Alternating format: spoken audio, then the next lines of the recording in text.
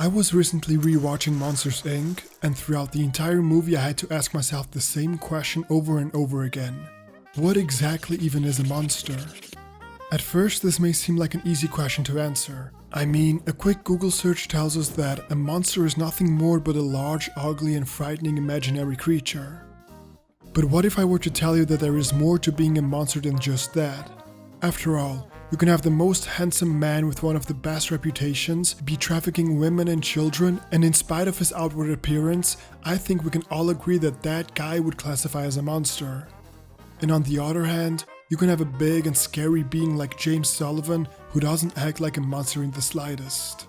As you can see, it's not that easy of a question to answer. So let's take a look at Monsters Inc., an incredible Pixar movie that isn't just filled with entertaining jokes, but also a movie that can help us better understand one another. Hey, Marshmallow Boy! Feel the bird! You call yourself a monster? Scary feet, scary feet, scary feet. Oh, the kid's awake!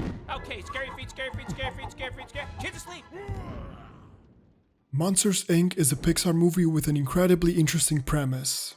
In a world inhabited by monsters, they have to journey into the human world to scare off little children to harvest the so-called scream energy, a substance that supplies all the energy in Monstropolis. And therefore, without those screams, they would face an energy crisis.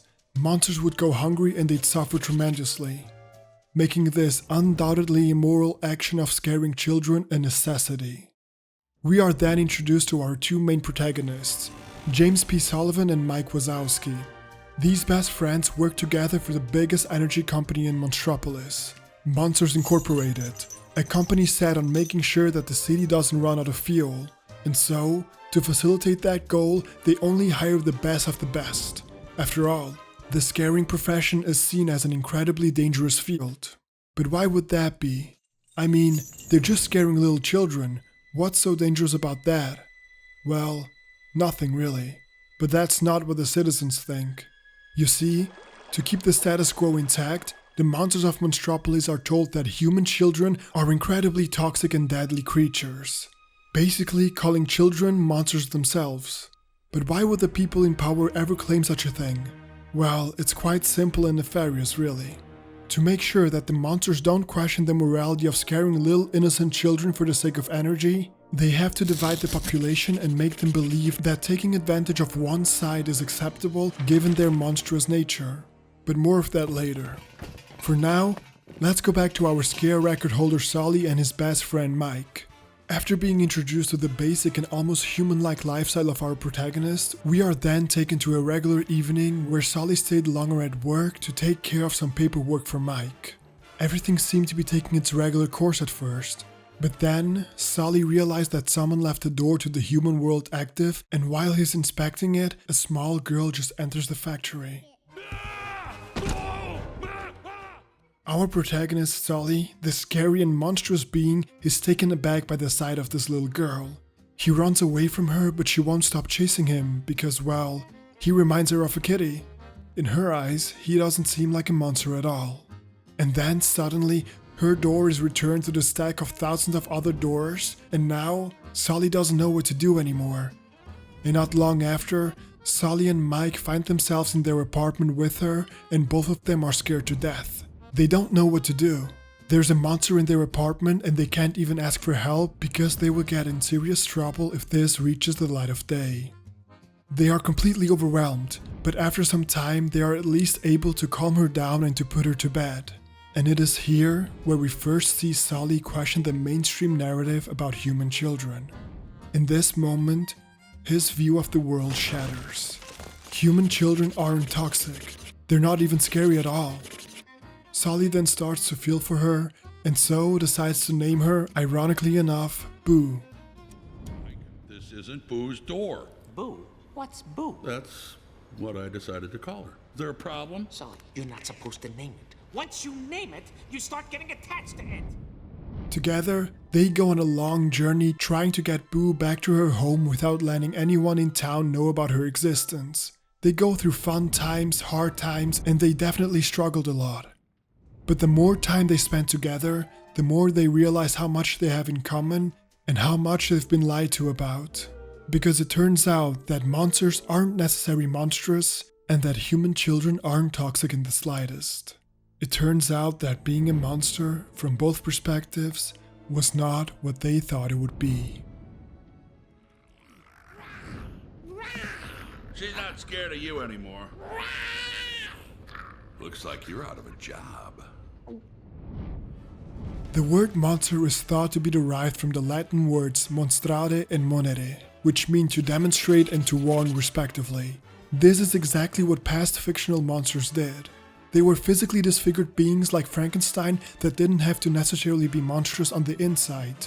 But sadly enough, their outside appearance brought out the monsters within humanity for sure. They indirectly demonstrated and warned to us the monsters that we have within. It's this divide between humans and monsters that has always made these creatures so frightening to us. From Frankenstein to Sully, many times we are taught to repel that which is different from us, be it because of how someone looks or because of their political opinions. But Monsters, Inc. shows us the importance of not giving in to this dilemma. Don't just write someone off because of what others may have labeled them. Realize that someone who was labeled a monster by society doesn't have to necessarily be monstrous on the inside. Ask yourself, what truly makes someone a monster and what doesn't? Think critically and think for yourself. Don't let the status quo convince you that little innocent children are toxic and dangerous. Because the people who do that, they are the real monsters after all. They are the ones that come to you and disguise themselves as virtuous and good, only to have control over you or to stab you in the back when you're not looking. But obviously, of course, don't be foolish. Sometimes, people who were labeled monsters have gotten that label because they deserved it. So be wary of that. But all too often, especially nowadays, it is solely done to divide us. To make sure that we ignore the real problems that have been plaguing us for years. To make sure that we don't challenge the status quo and only fight among ourselves. To make sure that we never leave the status of peasantry. So learn from the message in Monsters, Inc. and apply critical thinking to your life and clearly define what a monster truly is. Make sure that you are always aware of your principles, so that no one can manipulate you into believing insane and radical ideas. So that you can give others a chance even if you don't understand them at first. So that you can make sure that you don't turn into a monster yourself.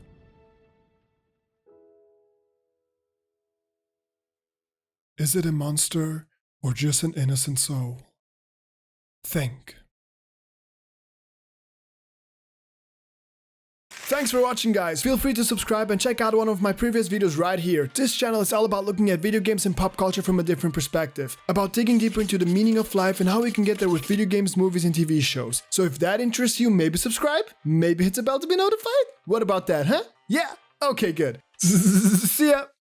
Are you suggesting I'm dumb? I'd use a more sophisticated word like impaired.